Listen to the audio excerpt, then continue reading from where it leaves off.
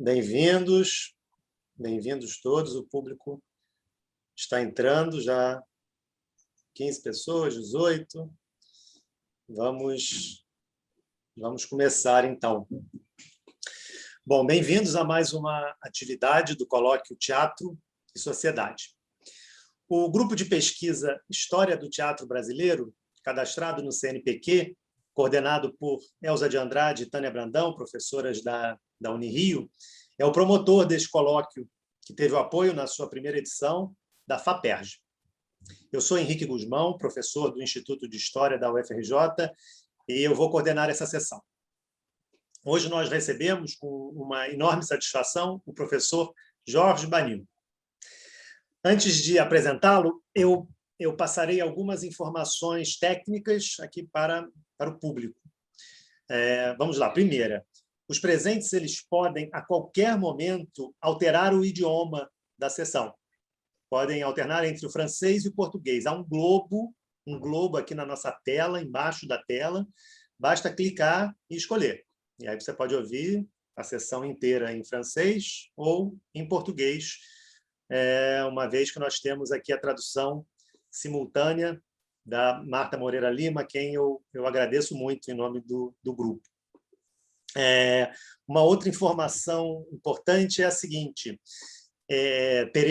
passaremos perguntas para o professor Jorge Banil após a sua conferência, mas essas perguntas devem ser registradas, por favor, através do sistema Question and Answers, que é vocês também na base da tela vocês vão encontrar dois balãozinhos com Q e A.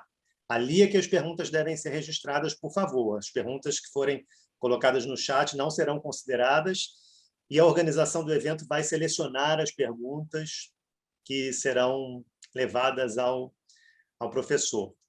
É importante informar que essa sessão está sendo gravada e ela, após uma edição, será divulgada pelos organizadores do evento. E, finalmente, também é importante registrar que nós emitiremos certificados para aqueles participantes que estiverem em ao menos duas das sessões do colóquio. Bom, dito isso, eu passo para a apresentação do professor Jorge Banil. Vamos lá. Jorge Banil é professor emérito de estudos teatrais na Université Sorbonne Nouvelle e presidente de honra da Associação Internacional de Critique de Théâtre. Já foi agraciado por 3 vezes como autor do melhor livro de teatro do ano da França. Alguns dos seus livros foram publicados no Brasil, gerando um enorme impacto na área, como Richard Tislak, ator símbolo dos anos 60, que saiu em 2015. Em outros tantos estudos publicados na França e no mundo, Banil analisa mais especificamente modelos de atuação teatral, tendo se dedicado ao estudo de figuras marcantes nesse campo, como Sarah Bernhardt, Konstantin Stanislavski, Jerzy Grotowski, Peter Brook, dentre outros. Professor Jorge Banil, é um imenso prazer tê-lo conosco, de alguma forma, aqui no Brasil. Esse é um momento absolutamente difícil da nossa história, quando nessa semana nós ultrapassamos a marca de 450 mil vidas perdidas, num contexto dificílimo. Tê-lo aqui, com um público já com mais de 80 pessoas aqui, é alentador, nos traz alegria e esperança. E certamente nós vamos aprender muito nessa conferência. Então, bom, já falei muito, eu passo a palavra imediatamente a Jorge Banil com o meu agradecimento. Oui, bonjour, merci pour moi. Bom dia, muito obrigado. Realmente é um grande prazer poder reencontrar antigos alunos brasileiros que estiveram em Paris. Estou também muito contente por poder reencontrá-los. Nós falamos de um estudante em comum que nós conhecemos, que é a Marina de Castro, que desapareceu. Enfim, é muito emocionante poder fazer esse tipo de comunicação, esse diálogo. Tem também a Falabella, que acabou de me escrever.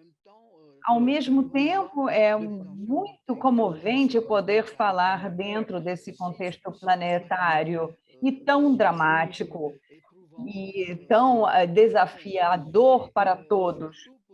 mas principalmente para as artes ao vivo, como o teatro, a dança e a ópera, porque, queiramos ou não, os museus guardam as obras e poderemos vê-las em outro momento.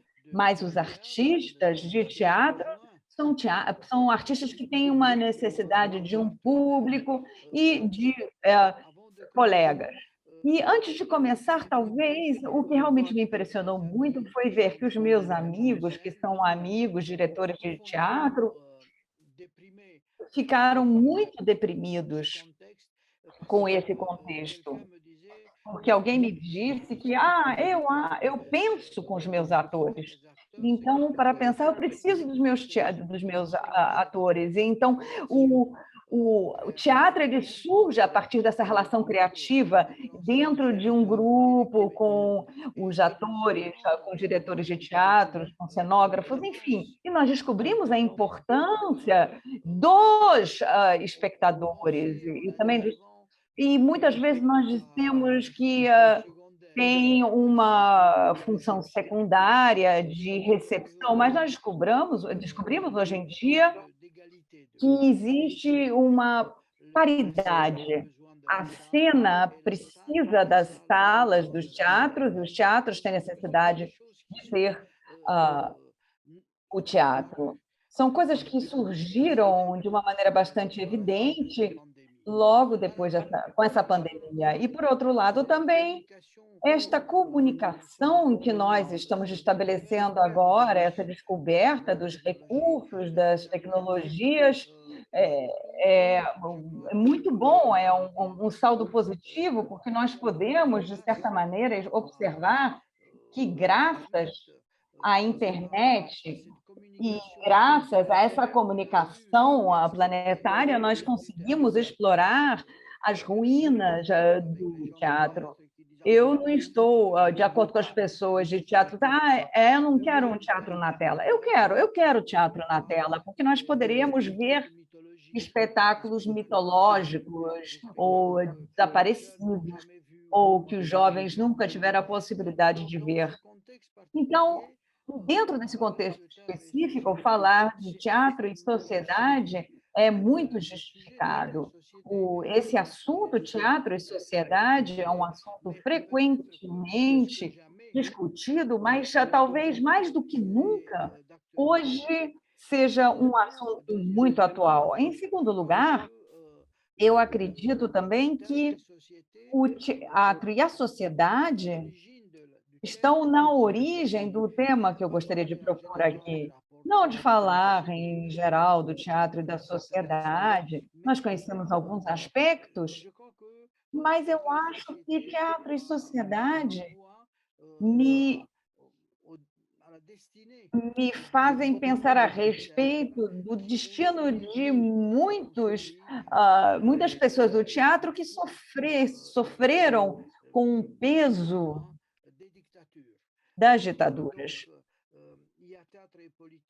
Nós temos o teatro, nós temos o teatro à política e o teatro à sociedade. Essas ditaduras podem tanto ser da América Latina, como ditaduras da Argentina ou do Brasil, ou ditaduras na Europa, nos países do leste, ou na Grécia. E, finalmente, com toda essa pressão dessas ditaduras, alguns diretores foram obrigados a se exilar.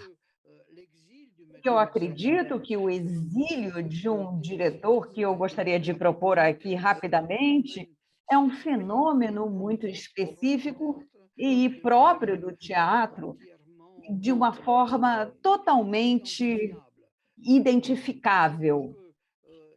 Eu acredito que, em primeiro lugar, nós temos que fazer uma distinção entre os artistas, um autor, um pintor, ele deixa o seu país, ele vai para outro contexto, mas ele é solitário. Alguém que trabalhe com teatro, que é obrigado a sair do seu país, vai para outro contexto cultural mas ele precisa se integrar, ele precisa reestabelecer comunidades. E eu acho que, nesse sentido, o exílio do diretor de teatro é mais dramático, é mais angustiante do que o exílio dos artistas solitários. Eu acredito que nós poderíamos também fazer uma distinção geral entre o que eu chamaria de exílios voluntários, que são os exílios dos artistas que, sob a pressão dos acontecimentos, acabam saindo do país. E são muitos. Por exemplo, os artistas, por exemplo, Alfredo Arias, e todo o círculo de argentinos de Paris que deixaram a Argentina nos anos 60, e alguém como, por exemplo, como Boal, que vai deixar o Brasil, e temos também diretores de países do leste que vão deixar o país deliberadamente. Essa é uma via. Outros casos são os exílios impostos. Talvez, se nós fizéssemos uma espécie de hierarquização dos exílios, nós temos o exílio voluntário, deliberado, que é um resultado de uma análise do contexto do país que te leva a pensar, a compreender que, por enquanto, naquele contexto, você não tem mais como avançar. Mas, por outro lado, o exílio imposto é um exílio 2 vezes mais trágico, na medida em que a decisão vem de outrem, vem do poder propriamente dito. E nós poderíamos citar, por exemplo, o caso de um grande diretor russo, Yuri Lubimov, que nos anos 80 vai ser obrigado pelo poder a abandonar o Teatro de la Caganga para ir para o estrangeiro. Nós temos exílios voluntários e aqueles impostos. Mas todos os exílios, essas duas formas de exílio, são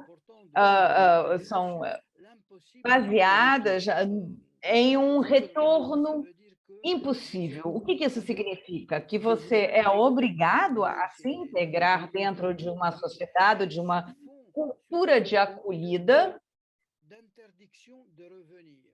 com uma proibição de volta. Eu me exilei em Paris nos anos 80, quando eu estava na França. Eu tinha colegas gregos que tinham escolhido a França para os seus estudos, mas eles tinham como voltar para a Grécia. Eu tinha uma proibição de voltar, da mesma forma que muitos outros diretores, como Pitilier e outros diretores também da Romênia. Então, o exílio é ligado também tem um ponto de saída e também essa questão de não poder voltar.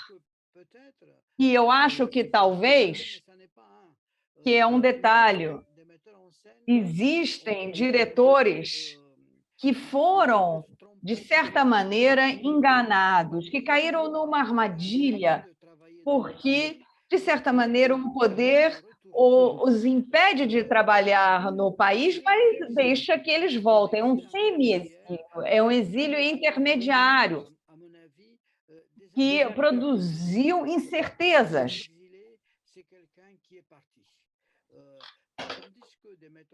Quando um grande diretor tcheco, por exemplo, que dirigiu, por exemplo, o teatro mais importante de Praga nos anos 70, ele tinha a possibilidade de trabalhar. Ele não podia trabalhar em Praga, mas, no entanto, ele poderia ir ao Ocidente e voltar a Praga quando quisesse.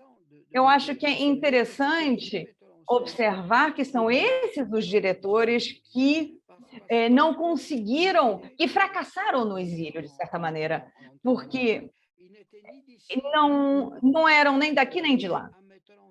Eles eram diretores como o Pintillier, por exemplo, ou Kresga, e eles trabalhavam fora para poder depois voltar para o seu país de origem.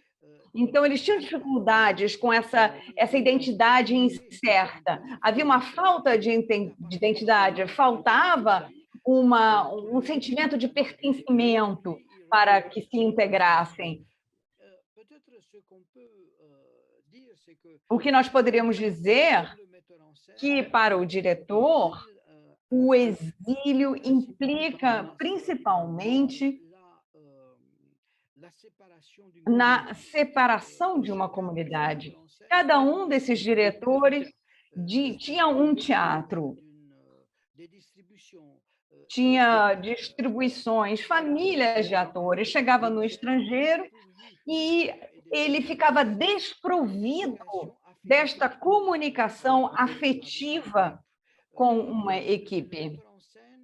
O diretor, ele precisa, de certa maneira, recomeçar a constituição de um coletivo.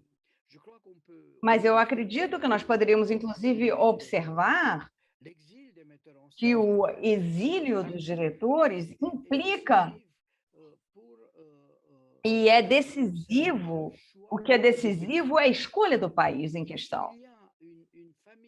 Nós temos uma familiaridade, uma afinidade entre, por exemplo, a cultura, por exemplo, a tcheca e a argentina, e o espírito, por exemplo, da cultura do exílio. Alguém me disse: não existe um bom país ou um mau país para o exílio. Existem países com os quais nós conseguimos ter uma relação profunda. Alfredo Arias, por exemplo, um grande diretor argentino, ele veio para a França e ele realmente se sentiu realizado, trabalhando na França com senso de humor, com ironia. E esse mesmo Alfredo Arias não faria o mesmo sucesso em Londres, por exemplo. Por outro lado, um autor, um artista plástico, ele é mais livre no que se refere à sua escolha de país, de acolhida. Eu acho que existem exílios. É claro que todos os exílios são angustiantes, mas existem aqueles mais dramáticos do que outros, na medida em que a comunicação entre a cultura de partida do diretor e a do exílio é diferente. Eu tenho um amigo que é um grande professor na universidade, no Conservatório de Bucareste, e que acabou em Estocolmo. E ele se sentia bem em Estocolmo, mas, na realidade, artisticamente, ele não estava na mesma frequência que o teatro da Suécia, e ele queria ir para a França, ele tinha o sonho de ir para a França, não para a Romênia. Então, nós temos um grande diretor tcheco, muito importante. Ele foi muito marcado pela cultura germânica, e a sua experiência na França ou na Bélgica foi muito decepcionante, principalmente por causa dessa falta de compatibilidade parcial entre ele e o país de acolhida. Um exemplo muito interessante seria o exemplo de Grotowski, por exemplo. Grotowski é alguém que deixa a Polônia depois do estado de sítio, e ele é recebido por Robert Cohen, e ele recebe todas as condições. Cria um teatro para ele, nós temos todos os programas da faculdade. E, ao mesmo tempo, ele era muito... ele tinha muita afinidade com o lugar. No entanto, ele vai deixar os Estados Unidos para continuar a dar aulas na Itália. Para o diretor de teatro, essa relação com o país de acolhida é decisiva, é uma relação privilegiada ou contrariada.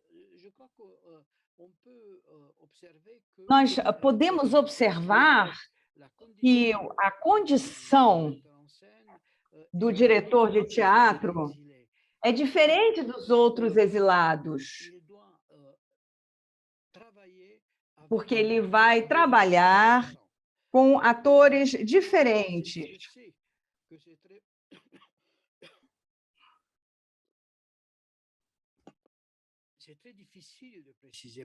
Porque é muito difícil, porque existe uma identidade de cada ator, um ator russo, alemão, etc.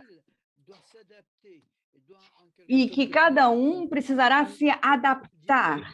É preciso saber dialogar com um ator que tem outros dados, que tem outras características de interpretação. Talvez pode haver encontros, inclusive, muito afortunados. Havia diretores que diziam que os melhores atores eram da Noruega, por exemplo, mas, enfim. Recentemente, um grande diretor polonês dizia: eu vou continuar a fazer ópera em todos os lugares na Europa, mas eu não quero mais, eu só quero fazer teatro mesmo com os poloneses, porque nós temos essa comunicação secreta, essa maneira de refletir a respeito do teatro, de se definir com relação a um papel. Então, o ator é um material do diretor e ele é obrigado a mudar de material. Eu já assisti a uma série de ensaios e eu, na sala de ensaio, observava a incompatibilidade entre o diretor e o ator estrangeiro. E, em termos de trabalho, o que é muito significativo é que o teatro não é feito de uma forma abstrata. Nós temos uma prática concreta, uma prática que se nutre, já que nós falamos do teatro e da sociedade, do conhecimento da sociedade. Você poderia, por exemplo, pintar a sua visão do mundo se você fosse um pintor, mas o teatro se nutre da realidade. E o exílio implica uma dificuldade específica na medida em que a experiência histórica e política do diretor vai ser diferente da experiência da distribuição.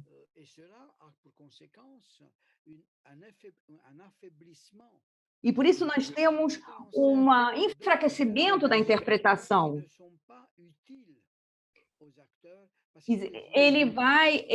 O diretor vai dar, por exemplo, recomendações, indicações para atores que não vão ser úteis para os atores. Nós tínhamos um diretor, por exemplo, que dizia para uma atriz francesa de levantar o braço como a estátua de Vera Murhina diante da Universidade de Lomonosov. Era uma indicação totalmente desprovida de toda pertinência, porque a atriz não sabia quem era Vera Murhina, não conhecia essa estátua. Então, de repente, eu compreendi que o diretor que está no exílio, ele está isolado e ele não tem uma conexão direta com os atores, porque ele tem uma experiência e tem referências diferentes. Existem muitos exemplos, mas e uma terceira coisa que me parece também muito significativa é o fato de que o diretor, e talvez isso seja um pouco provocador, mas eu estou totalmente convencido que o diretor que vem de países em que ele sentiu o peso das ditaduras, ele ele incorporou essa experiência da ditadura. O que os diretores que vêm desses países acabam reproduzindo esse arquétipo durante o trabalho, porque a ideia subjacente consiste em dizer que para lutar contra o poder é preciso assumir o poder. Então, Lubimov, por exemplo, que foi que saiu da União Soviética, ele era um ditador, porque ele, dentro do seu grupo, da sua companhia, ele reproduzia o modelo do poder oficial. Um diretor como Pentillier, por exemplo, era muito conhecido, e às vezes existem histórias celebres, porque ele diz assim, sim, eu sou um ditador. Então, por um lado, ele fugia do Ceausescu, mas, por outro lado, durante o trabalho, ele agia como Ceausescu, porque existe um efeito de contaminação entre o modelo político que gere uma sociedade e o modelo artístico. É claro que isso não podemos generalizar, existem diretores no exílio que querem se desassociar, e esses diretores que eu mencionei agora há pouco, que estava na Suécia, por exemplo, ele tinha decidido se desassociar totalmente do modelo do exercício do poder político. Mas quando ele chegou em Bucareste, alguém lhe disse: mas, senhor Pintilescu, o senhor não vai conseguir dirigir os atores se for assim tão democrático. Então, a democracia que ele defendia não convinha até mesmo aos atores romenos habituados ao peso da ditadura. Então, a questão do exílio do diretor é uma questão extremamente grave, tanto em termos pessoais, como quando falamos do teatro, da condução.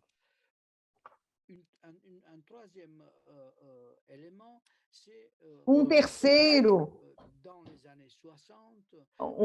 nos anos 60,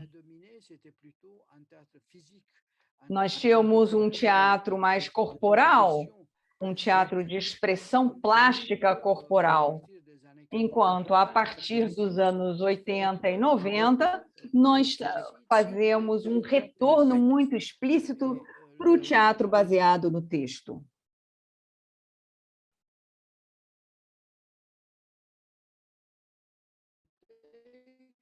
Temos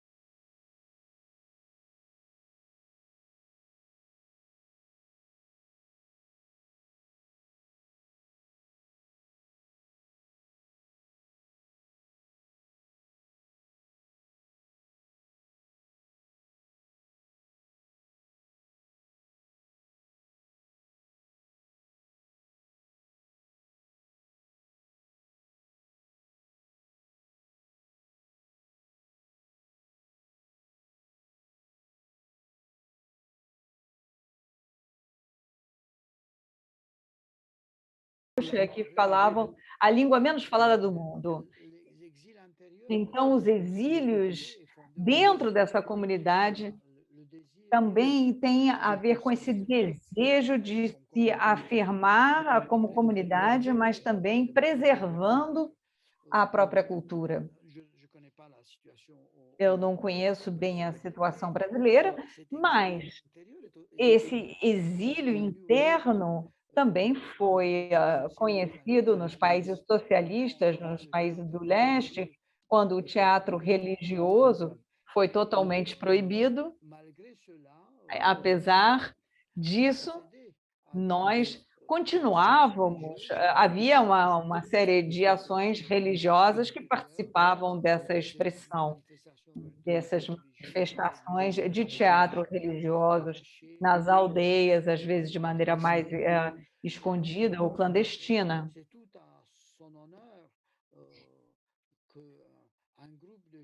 Então, é normal que um grupo de jovens possa se dedicar a esse tipo de trabalho, porque, no final das contas, o teatro também está baseado no princípio da minoria, porque nós não somos uma arte majoritária, não é futebol, nem um grande show de rock, mas salvar essas minorias é uma vocação do teatro.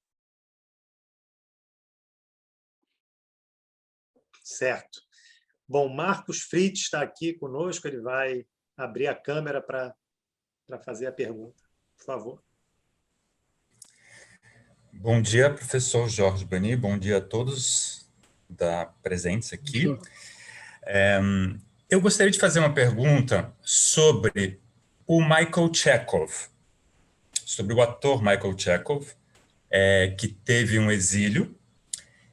O exílio dele não foi exatamente, não foi junto com a primeira geração que foi para o TAN, foi um exílio que aconteceu posteriormente, e ele não foi imediatamente para os Estados Unidos, ele foi para a Alemanha, teve na França, e ele vai chegar realmente nos Estados Unidos depois da Segunda Guerra Mundial, quando já existem questionamentos sobre o sistema Stanislavski, principalmente da parte da Stella Adler, sobre a questão da memória emotiva, ações físicas.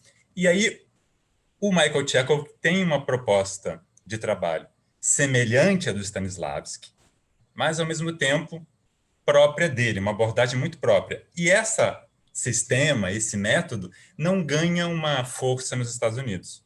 Com a morte do Michael Chekhov, em 1953, se desaparece esse sistema, esse método de Chekhov.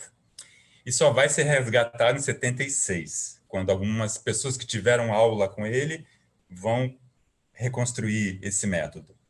Mas, então, foi como se fosse um método que não cresceu, não vingou.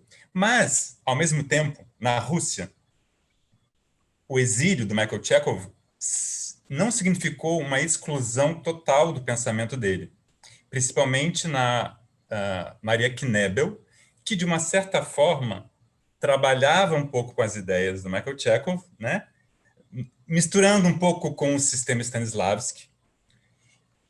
E isso depois vai influenciar aonde eu quero chegar, vai influenciar o Anatoly Vassiliev, sendo aluno de Maria Knebel. Ele é um diretor que declaradamente diz em entrevistas que ele tem uma grande influência do Michael Chekhov. Então, é uma técnica, um sistema que não ficou exatamente conhecido no mundo, mas manteve uma força, uma presença, mesmo que oculta, né, mesmo que não declarada, que depois, nos anos 70, vai aflorar no trabalho do Vassiliev, né? Vai desenvolver toda uma escola em cima disso. Então, eu queria que o professor pudesse comentar um pouco sobre o Michael Chekhov, sobre o caso específico do exílio do Michael Chekhov e essa proximidade com o sistema, mas também essa distância.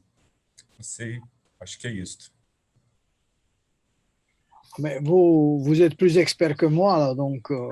Você é o maior especialista do que eu. Eu tenho um amigo que me disse que eu tinha que ler com cuidado o Michael Chekhov, com atenção. Eu não conheço muito bem, mas Eu ajudei a Anatoly Vassiliev com a publicação, né, dos cursos da Maria Knebel, que era um livro realmente extraordinário, que teve uma série de edições, tem 2 volumes, e Vassiliev investiu financeiramente, mas o que eu poderia dizer, e eu não tenho a competência para tal, mas eu gostaria de dizer, eu quis falar a respeito do ator, do exílio do ator. O exílio do diretor é uma outra coisa, o exílio do ator é diferente. Michael Chekhov, ele foi um exilado da língua. Ele manteve o seu sotaque, ele sempre fazia personagens russos nos diferentes filmes. A sua identidade era ser um exilado da língua. E a gente gostava exatamente disso. Nós gostamos, às vezes, dos sotaques estrangeiros. Antônio Vitesse disse que eu gosto muito do seu sotaque, como Jorge, porque o seu sotaque é como se fosse o seu sotaque em francês, fosse um sotaque antigo. Mas, ao mesmo tempo, com relação aos diretores, é que ele se refugiava na pedagogia. Ele, de certa maneira, foi um pedagogo com muita reputação. É verdade que a pedagogia foi uma das vias para que as pessoas de teatro no exílio que não conseguiam trabalhar, mas que, ao mesmo tempo, poderiam transmitir um método que eles mesmos representassem. É o que eu disse. O que é muito impressionante, é muito comovente, é poder perceber que o sistema de Stanislavski ficou notório no mundo graças aos exilados que trabalharam na Sicília ou na França, ou que trabalharam, ou Tânia Palachova foi a maior pedagoga, ou no Brasil, mas Michael Chekhov, de certa maneira, era uma pessoa pública, e como ator exilado, ele encarnava isso, e, por outro lado, também um pedagogo reputado. Eu tenho esse amigo que deu muitas aulas na Universidade de Colômbia, e ele implementava esses princípios do Michael Chekhov. Ele poderia falar mais a respeito, mas com relação ao exílio, eu não sei. Essa dimensão pública do ator exilado, e, por outro lado, nós temos a dimensão pedagógica, que finalmente também é tão importante quanto. Então, com relação ao ator, eu acho que existem 2 tipos de atores. Nós temos aqueles que fazem tudo para que o exílio não seja que não seja visível, que seja totalmente integrado. Nós temos por exemplo, Severina, um ator polonês. Eu estava do lado dele quando ele entrou em cena, e a mulher dele lhe dizia: não tenha medo, não se reconhecerá o teu sotaque. E existem outros atores que, por outro lado, fazem do o sotaque a sua marca identitária. Nós sabemos que ele vem de fora. Um exemplo muito interessante, havia eu não me lembro, Pérez, um ator do Chile, que trabalhava com a Mosquina e que tinha perdido o seu sotaque do espanhol. E ele ia fazer o papel do Gandhi em Enviado, e a Mosquina disse uma coisa da qual eu gostei muito, e ele disse: fale com o sotaque, mas eu não quero que as pessoas saibam de onde vem esse sotaque. Era um ator estrangeiro, mas a gente não sabia se ele era polonês ou russo. Mas, enfim, é tudo que eu poderia dizer. No caso do Chekhov, claro que era russo. É claro que a relação entre eles era muito importante, e o Vassiliev seguia um pouco esse mesmo caminho. Ele é um exilado do interior e ele fez da pedagogia a sua obra, como Michael Chekhov. Infelizmente, eu só tenho essas informações. Me desculpe. Obrigado, professor. Próxima pergunta vai ser feita também aqui, com a câmera aberta, pela Alessandra Vanucci, que está conosco. Alessandra, bem-vinda, Alessandra. Bonjour a tous e ao professor. Vou fazer a pergunta em português. Sobre o exílio de Brecht, Walter Benjamin escreve que o teatro da imigração é uma oportunidade, porém, regressiva, pois deve recomeçar do princípio e reconstruir de novo não só a sua cena, como seu drama. Então, a partir dessa ideia de Benjamin, no caso específico do exílio de Brecht aos Estados Unidos, o movimento regressivo, então, poderia consistir numa adaptação à linguagem cênica do Capital Liberal, onde não existe um movimento operário, uma espécie de armistício com formas intermediárias do palco após a intensa experimentação da juventude de Brecht, né? E a pergunta esse armistício, ao meu ver, parece se estender após o regresso de Brecht à Alemanha, quando adapta o teatro épico ao formato da sala italiana no Berliner Ensemble. Eu gostaria que o professor comentasse. Obrigada.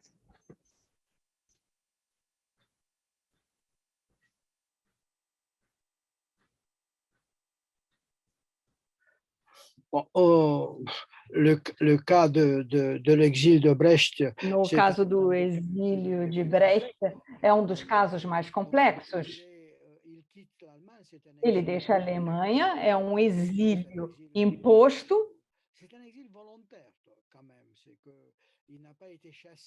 Ele não foi, foi voluntário. Ele decidiu ele mesmo sair da Alemanha nazista. Existe uma bela história comética. Qual é a diferença entre o judeu pessimista e otimista? O pessimista, deixou a Alemanha e foi parar em Hollywood. E o otimista ficou na Alemanha e acabou em Auschwitz. Aqueles que acreditavam que o nazismo não era tão terrível, realmente acabaram ficando prisioneiros, e Brecht teve essa intuição e ele foi embora. E Brecht teve essa inteligência política enorme de sentir não apenas o perigo nazista, mas sentir também o perigo stalinista. Porque Brecht em Moscou uma das críticas é que ele estava com a Margaret Steffel, que ao mesmo tempo era tradutora e amante dele, e que estava doente, e Brecht, sentindo que a onda de terror de Stalin estava aumentando, ele deixa a amante dela e tradutora lá e vai embora depois, através da Dinamarca. Mas com relação ao que você disse, é verdade que o exílio tem a ver com a maturidade de Brecht.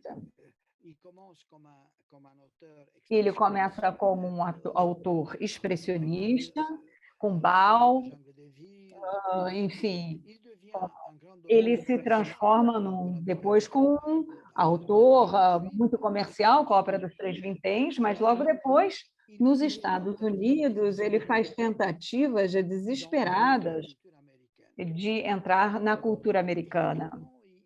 E, finalmente, ele não vai conseguir. E é verdade que a escrita de Brecht é uma escrita marcada pelo fracasso do seu exílio americano. Ele vai fazer Galileu Galilei, que vai ser o grande sucesso e único sucesso nos Estados Unidos, mas não tem nada a ver, não é nada se comparado com Piscator, que tem um grande sucesso nos Estados Unidos, e Piscator também vai acabar deixando os Estados Unidos, mas vai para a Alemanha Ocidental. Talvez o que nós pudéssemos dizer é que Brecht, o exílio para ele foi desfavorável como diretor, mas não foi desfavorável com relação ao Brecht, autor. Através da Dinamarca, de diferentes viagens. Em todo esse caminho, ele escreveu as grandes obras-primas dele, e depois, quando ele chegou na Alemanha, ele só fez as adaptações, mas ele, diretor, encontra a língua dos atores, encontra o sistema de uma instituição como a Alemanha democrática, e, ao mesmo tempo, utópica. Eu acho que é muito interessante na medida em que ele faz... existe uma desassociação entre o autor e o homem de teatro. Nos Estados Unidos, ele faz tentativas, ele escreve roteiros para cinema que não funcionam, e ele continua, o que eu disse anteriormente, a título pessoal, ele é autor, ele vai continuar a escrever a obra dele, mas como diretor de teatro, ele não consegue constituir uma comunidade ao seu redor, um coletivo, exceto com a famosa encenação de Galileu Galilei. Mas realmente é apaixonante observar esses aspectos do trabalho. Mas Brecht também vai se transformar num autor cada vez mais lírico. Não se fala tanto dos poemas de Brecht. Brecht escreve poemas inspirados pelo Japão, etc., no exílio, e não quando ele estava na Alemanha. Certo. A próxima pergunta é do Henrique Verchenko.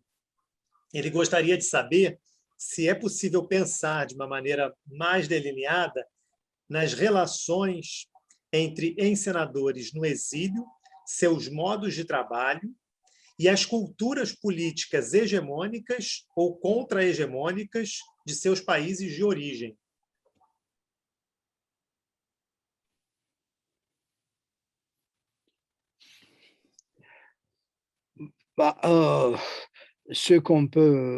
O que nós poderíamos dizer, e eu estou totalmente convencido disso, e esta não é uma generalização, mas esse é um movimento importante, ou seja, pelo que eu sei, pessoalmente, os diretores que vieram dos países do leste, que lutaram e que foram afugentados pelos países do leste, são diretores, são muito ditatoriais, que acabam reproduzindo esse modelo. Então, Libinova trabalhava com muita autoridade, ele era muito ditatorial e era o único diretor que estava em cena com uma lanterna para indicar o ritmo aos atores. Tudo tinha que ser controlado, assim como a sociedade stalinista. Cantor, que era um gênio, mas Cantor exercia um poder absoluto sobre o coletivo. Então, de uma certa maneira, essa ditadura dos diretores teatrais nem sempre adotam o mesmo modo de exercício como é da ditadura política, mas é muito semelhante. Cantor, e dizia-se que Cantor continuava em cena, o que me parece, para ver se tudo estava de acordo com o seu projeto. E o que eu não acho nem que seja verdade. E outros diretores, como Pinquilier, por exemplo, que criava, como eu disse, eu sou um ditador, porque eu acredito que existe uma contaminação filosófica, no sentido em que o artista acredita que ele poderá se impor se ele for tão forte quanto o adversário.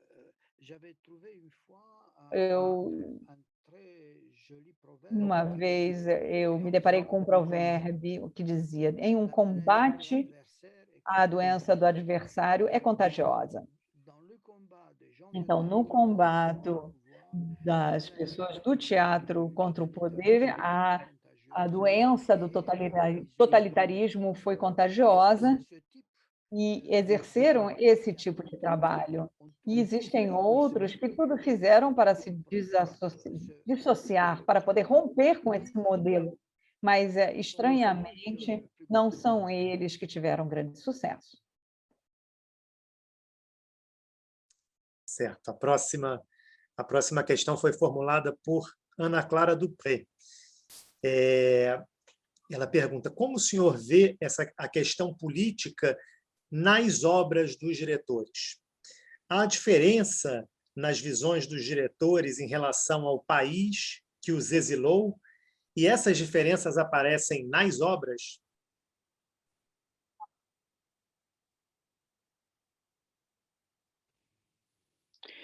J'ai pas très bien compris parce que j'ai changé ma chaise là.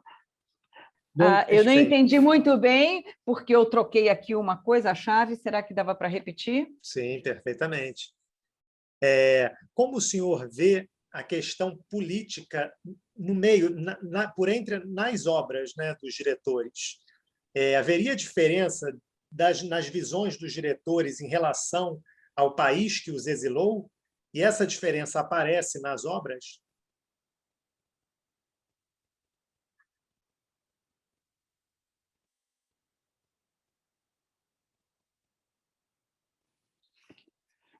Si c'est un peu compliqué. Si je É um comprends, pouco complicado. Se eu entendi bem, en général, é que, em geral, les metteurs en scène os diretores exilés dans l'exil que acabaram no exílio ont travaillé dans trabalharam où le régime em países onde o regime político era um regime político plus ou moins ditatorial, mais ou menos explícito, mais dans ce régime, mas le pouvoir du théâtre est très grand.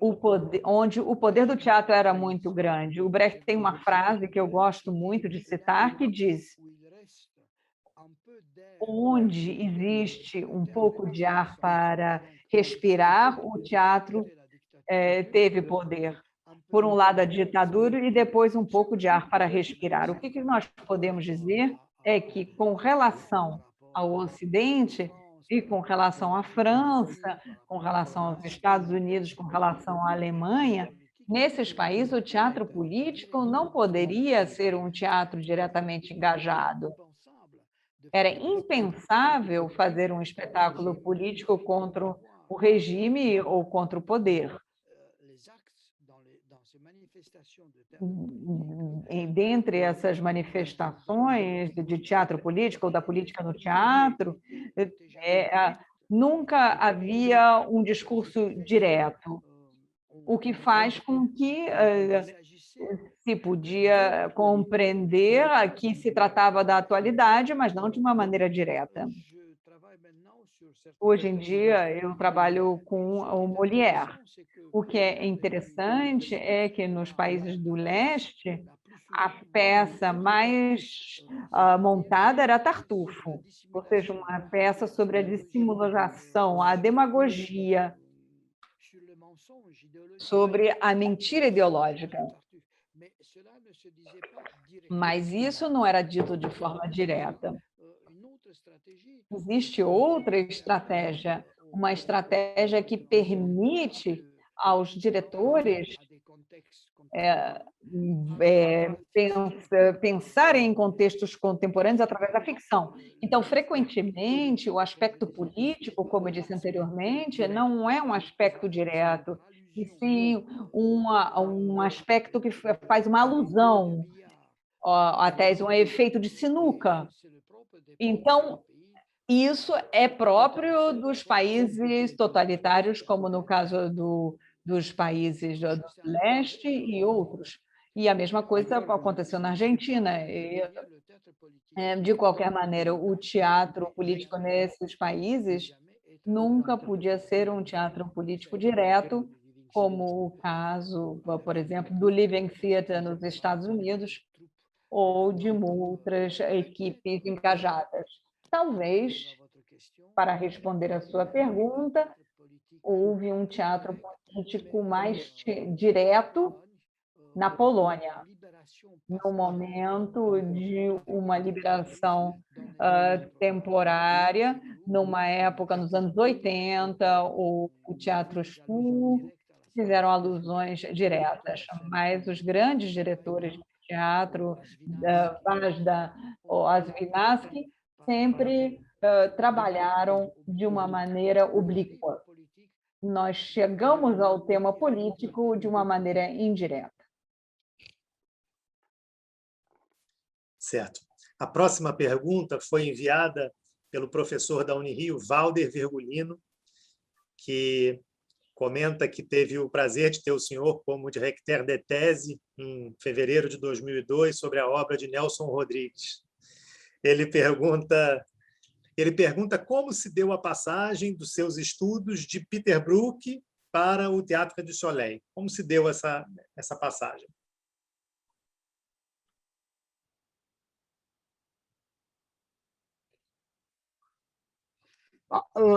D'une certaine manière, les De deux, uma certa maneira, tanto o Peter Brook como a Ariane Moschin são dois diretores muito abertos para o mundo. Então, ambos defenderam a ideia de que nós temos uma aldeia policromática e que a obrigação dos palcos é poder captar essa multiplicidade, que a gente possa ver em cena a multiplicidade racial, a multiplicidade sexual, linguística. Eu acho eles se recusaram a trabalhar com a ideia de acabar com essa cena em branco, ou seja, com essa coisa do espírito europeu, com a perfeição da língua.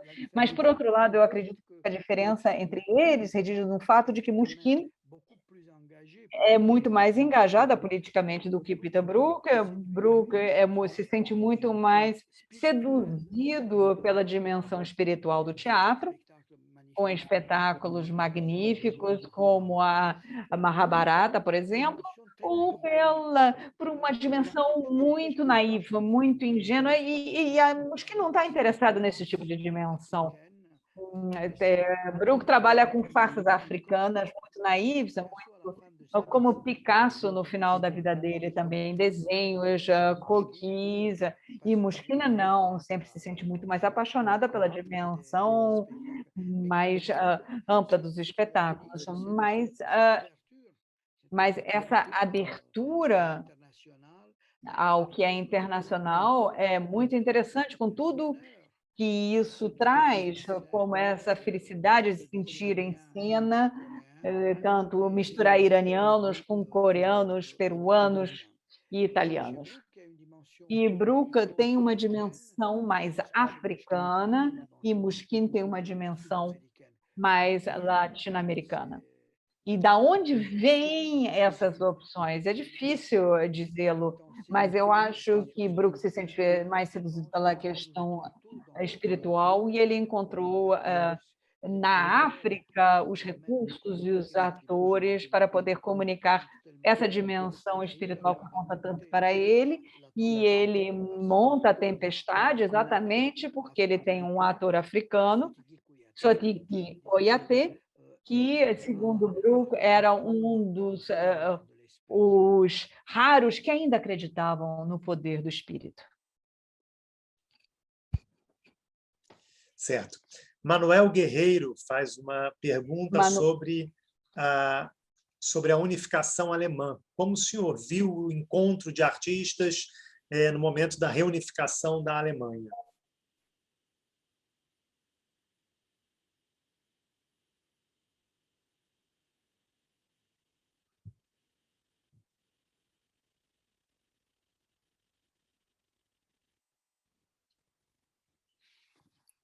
C'est une question extrêmement importante. É uma questão extremamente importante. Nós ficamos todos contentes, mas finalmente, como foi dito, será que é preciso dizer, vou dizer a verdade Ou é melhor, vamos aceitar a versão oficial?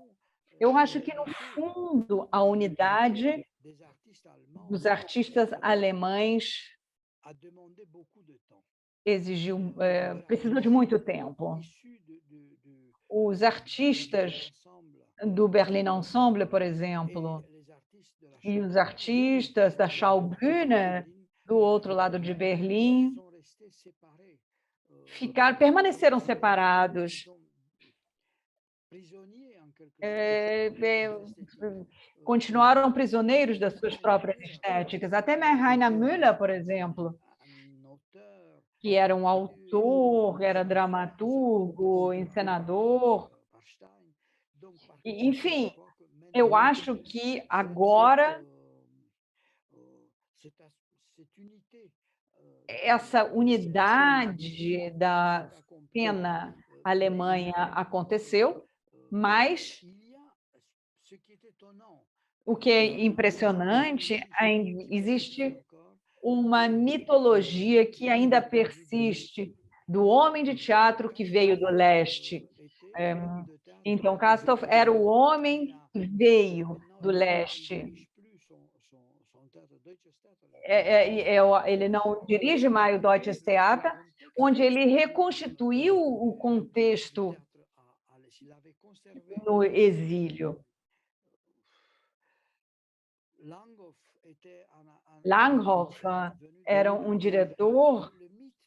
Enfim, o mito do ator, da pessoa de teatro do leste, foi conservado. Mas eu acho que hoje em dia talvez já haja uma unidade, existem já diferenças geracionais. É isso que eu acho, mas eu não sei se eu posso falar mais a respeito. Certo. Temos uma última pergunta feita por Gabriela Lírio, que também estudou com o senhor. Eu não sei, só não sei se ela vai... Tá Gabriela. aqui. Gabriela, pode abrir a câmera, por favor. J'aimerais bien l'avoir. Gabriela. Je me souviens très bien de Gabriela. Sim, ela... Eu me lembro muito bem da Gabriela. Ela, agora eu não sei se ela consegue... vai abrir a câmera. Monsieur Banou, je suis vraiment très heureuse de vous écouter, de vous... É um grande prazer ouvi-lo nessa magnífica conferência. Eu vou fazer a minha pergunta em português para que todo mundo possa me entender. Eu gostaria de te ouvir falar um pouco sobre o seu exílio, sobre a sua experiência, você que vem da Romênia e é esse homem de teatro, crítico, professor, teórico tão importante. Então, queria ouvir um pouquinho você falar como essa experiência impacta o seu trabalho, a sua escrita e o seu olhar sobre o teatro. Muito obrigada. Merci beaucoup, Gabriela. Mais c'est presque comme dans une mise en scène. Mas é quase como uma encenação. A última pergunta é sempre a mais subjetiva. É verdade que eu sou um exilado voluntário sob os impactos dos acontecimentos políticos graves que aconteceram na Romênia logo no início da ditadura de Ceausescu, mas o meu status era uma situação que eu vivi de duas formas. Em primeiro lugar, eu tive a possibilidade, a sorte de ter contatos bastante rápidos na Sorbonne, e Bernard Dorff, que era outro professor, me disse uma coisa bastante bonita e que explicava o fato de eu me sentir estrangeira. Ele me disse: Jorge, você leu os mesmos livros que nós. E nessa época, entre a Romênia e a França, havia uma espécie de equivalência cultural. Mas, de repente, eu não cheguei como estrangeiro na França, do ponto de vista intelectual.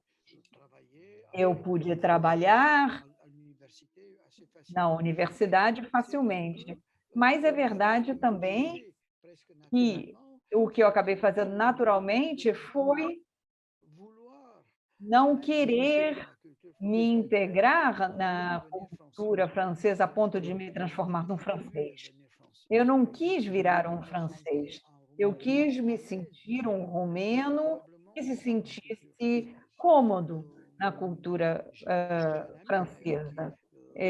Eu tenho um amigo, o Severo Sarduy, que era um escritor cubano muito talentoso, mas que se transformou num francês mais francês que os franceses, que participava de tudo, enfim, mas eu, por outro lado, tentei ser fiel aos valores culturais da minha origem e, ao mesmo tempo, de integrar diferentes saberes ocidentais sem tentar imitar nada.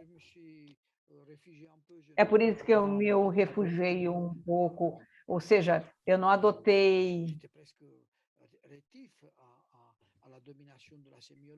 Então, por exemplo, eu não deixei me dominar semiologicamente, por exemplo, e eu aceitei essa ideia de ser fiel aos meus próprios valores sem ser fechado. Existe, eu não sei, Pipo del Bono me disse um dia: nós te amamos, Jorge, você não é nem francês nem romeno. E eu gosto dessa definição. Eu sou ambos.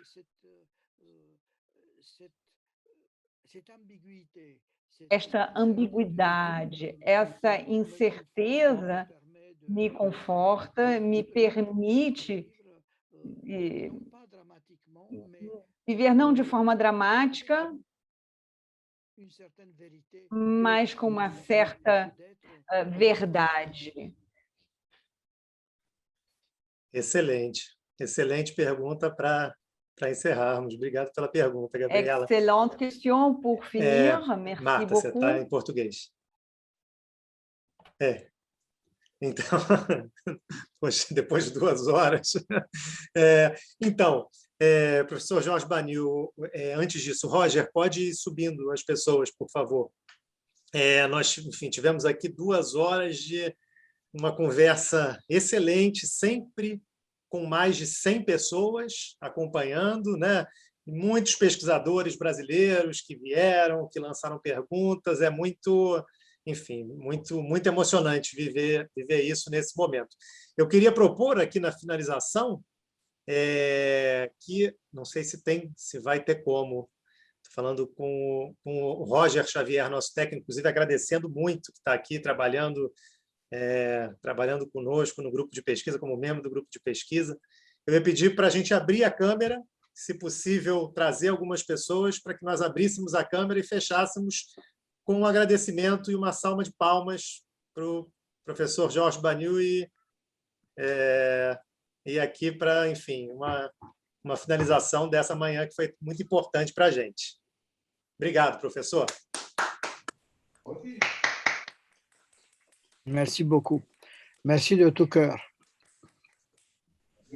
Obrigado. Muito obrigada. Muito obrigada. Até a próxima. Vamos fazer mais. Muito bem-vindo. Voilà. Merci beaucoup. Au revoir. Muito obrigada. Adeus. Ok. Tchau, tchau. Obrigado a todos pela presença.